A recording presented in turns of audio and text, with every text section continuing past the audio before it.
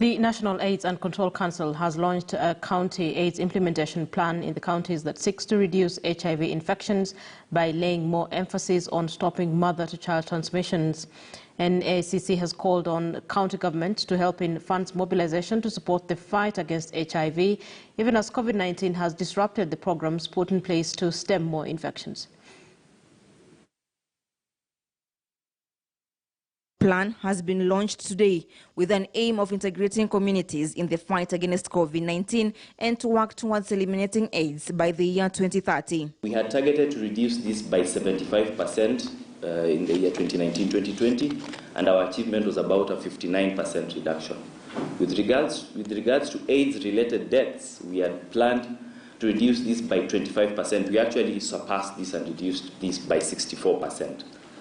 With regards to domestic financing for the HIV response, we had hoped to raise domestic resources for HIV to 50% from 28%, and we ended up achieving 38%, just a slight 4% increase. And that is why the focus really currently is on domestic resource mobilization.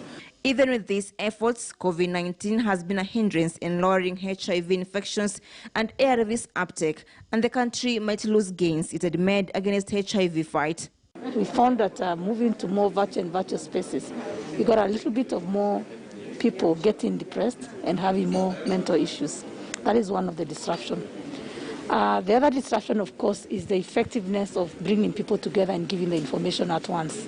With Kakamega County having been the only county that has set aside funds to support HIV care, other counties have been called upon to follow suit and support the fight against HIV by setting aside funds in their budget. Mostly on the donors and the National AIDS Control Council. But we believe just the same way that we've been able to fund a number of projects in the county, roads, water, and more importantly, health being one of the devolved functions. I think counties have not been able to put much emphasis on the fight on HIV and AIDS. And I think this plan now will provide the roadmap where counties will be able to sensitize their people.